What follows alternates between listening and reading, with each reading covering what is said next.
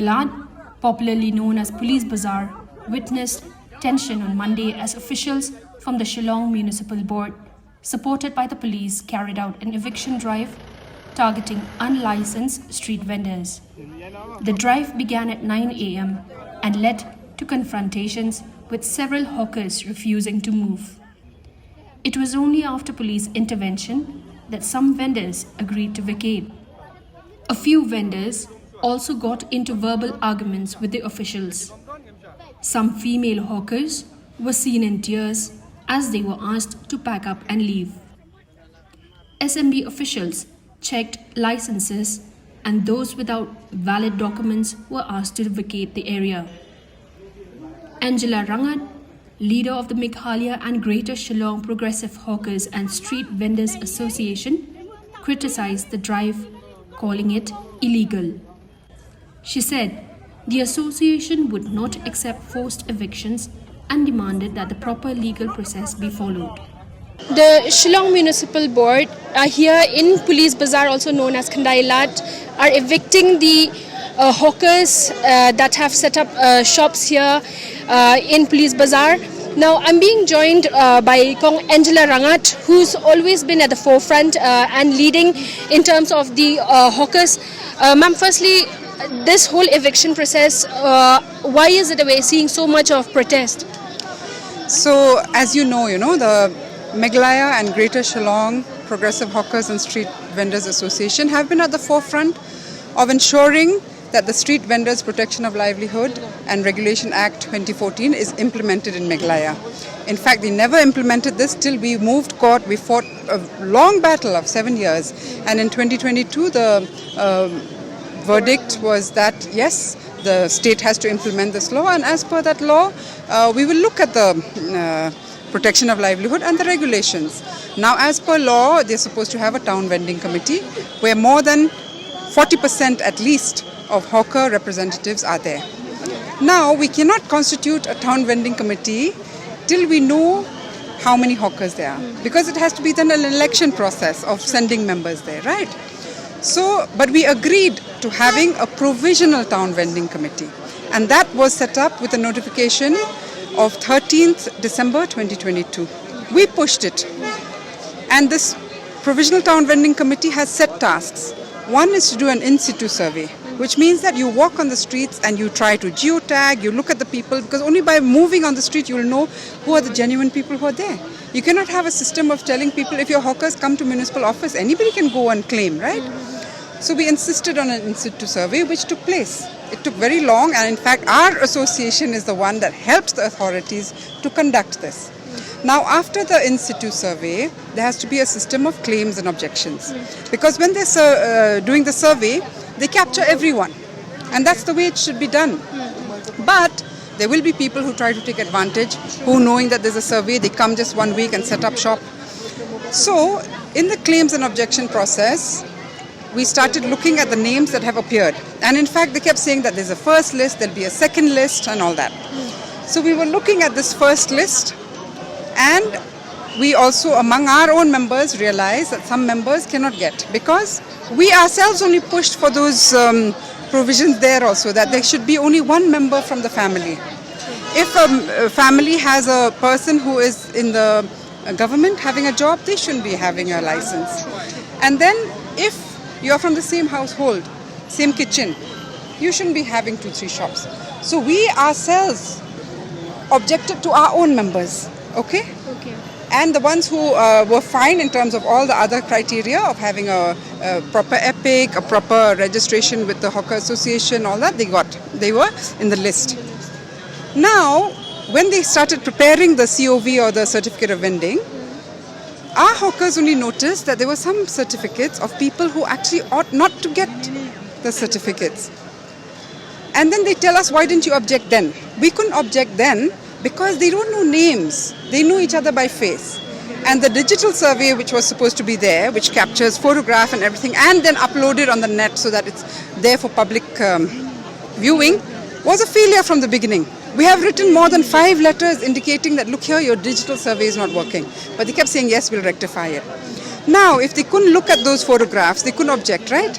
So after seeing these certain licenses, we brought it to the notice in the Provisional Town Vending Committee. So then we all agreed together that, okay, there should be one more round properly.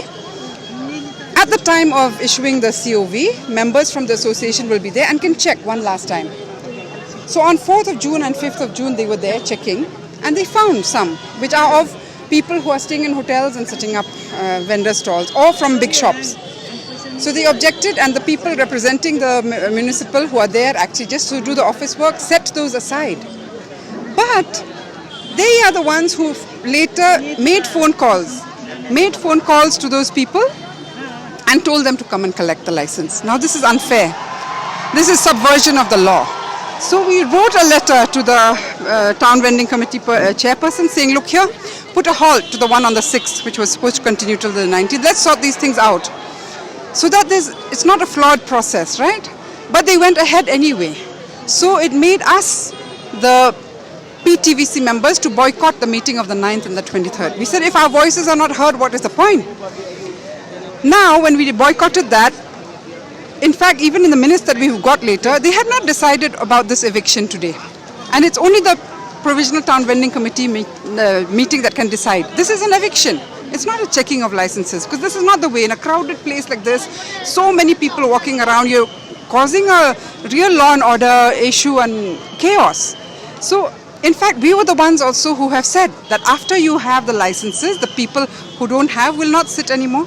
So this area itself will be more free.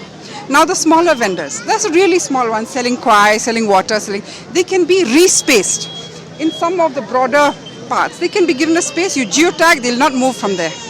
Whereas the rest, selling clothes, shoes, electronic items bigger, we have even agreed to move into this ground level, this road level MUDA parking. And that also we had to fight, because initially, unilaterally, if you go down to the basement, they started constructing in January 2025. And they constructed like cages, and that itself reflects the attitude they have towards the hawkers.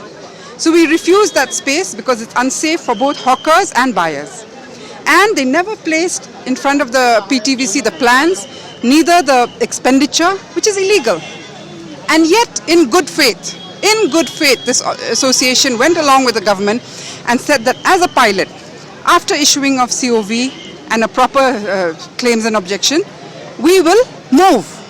But we will move after we have collaboratively and in a participatory manner designed the space together, because we saw what a hash they made of the downstairs.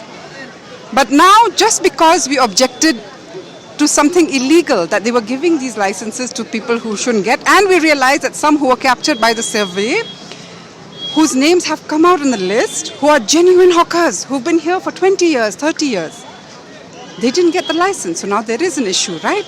Which means that we should go step by step and ensure that the law is followed properly, and we will move. We will be happy to move. And in fact, without this association having a general meeting, convincing all the members to agree to this, the government on their own cannot do this. It'll always be a cat and mouse game like before, like today, using force and creating havoc. So now our demand is that they should first put a stop to this nonsense, what they're doing, because this amounts to illegal eviction. This is not the way of checking a license. And we will only allow them to shift in there if we have participated in the designing of that space. But the other things that they have to do is that second list, which they kept talking about, they have to bring it out. There has to be now a system of claims and objections for them and issuing of licenses for them, because they were captured by the survey. And the ones who have been given illegally the licenses, now the onus is on them, because we had pointed it out on those days. They put it aside and they are themselves calling them back to collect. So the onus is on them to check who are the shop owners who send their workers to pose as hawkers outside, who are the ones who are fly-by-night operators who stay in the hotels and come here. So that is our demand, that actually there should be an emergency PTVC meeting so that we discuss all this and we go as per law and in an orderly manner, not by force, not like this. Ma'am, a total of how many from those lists that we have who are, alleged hawkers or vendors, and how many of those who are not, who are in the list? No. So as of now, this first list, the ones they have issued licenses are 220 or something licenses that they have issued. And we have to remember that we agreed in good faith again to do this pilot of only the Kandailat area, beginning from here in front of Centre Point and MUDA, right up to Lat Sosun. So these are the only hawkers which we have said we will look at the process and we will shift them when it is ready. But we don't need to do it in a rush, in a haphazard manner like this. Also, a lot of people who pedestrians, they say that the vendors have, taken control over the footpaths and they feel like they don't respect pedestrians at all. What is your take on this? Let me talk of just this stretch, okay? Because the contention right now is of this stretch. From before, actually, this stretch is a pedestrian-only stretch, right? Then suddenly, unilaterally, the government decided to allow cars. Now, if you look at this stretch, the congestion is not just by the hawkers. Most of the shops take out their wares onto the road. Almost 3 to 4 feet of space they take up. So one of our demands is also that if you're going to clear this up, we're willing to go in there. There's no contention about that, but as per law. But once this gets cleared up, this frontage from here till Trattoria, we're going to perhaps look at having food vendors or other dry good vendors. That is still in the process where we're discussing. What will it be better? Maybe souvenir items will look nicer here or whatever, because also it's a flat area. If you have food vendors, where will the wastewater go? Where will the garbage go? Things like that were still in the process of being discussed. But now they do this today. So anyhow, but the demand is that this is a pedestrian-only walkway. Once this is cleared, we will not allow for parking of any two-wheelers or VIP parking. We will not allow the space to be used for anything else. Because if you think that the congestion is by hawkers who actually are very happy to resize even, I think them being there serves a purpose in the sense that they are supporting a family. If you're going to use it as parking, a stationary vehicle parked there all day long, it doesn't even contribute to the economy of your state, Here, that means right now what they're doing is they're giving a time for everyone, those who have the license, they're giving time till the 22nd July, if I'm not mistaken. No, so that's the thing also. Why are they rushing? Why that date? Who agreed on that date? We in the PTVC never came up with a date like that.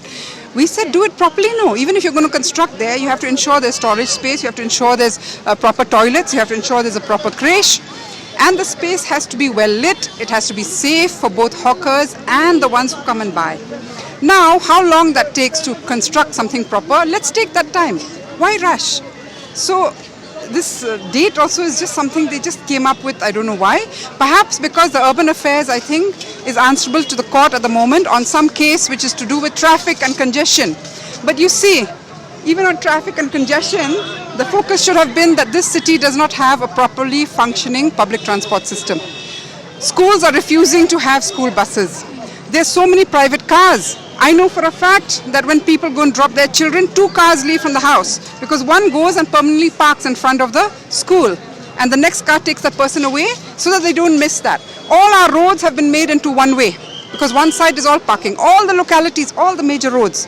This is the issue about congestion and traffic, not the hawkers. But as I said, it's so easy to target the poorest and the weakest, And so the citizens of Shillong should be reflecting on this, because the stand of the hawkers today, especially about saying that we have to implement the law, is a stand even for them to reclaim the city. Things have to go as per law. And we should also make spaces that we are proud of, right? Not just some rubbish.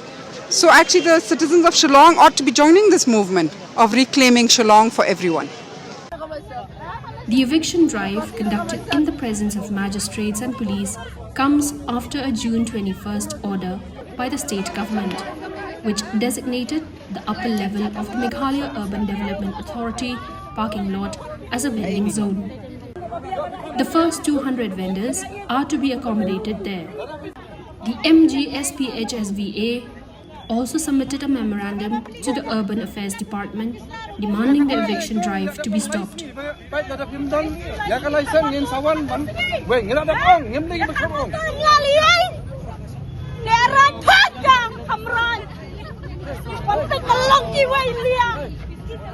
Don't forget to like, share, and subscribe to EastMojo. For any queries, put them down in the comments section below and press on the bell icon for notifications.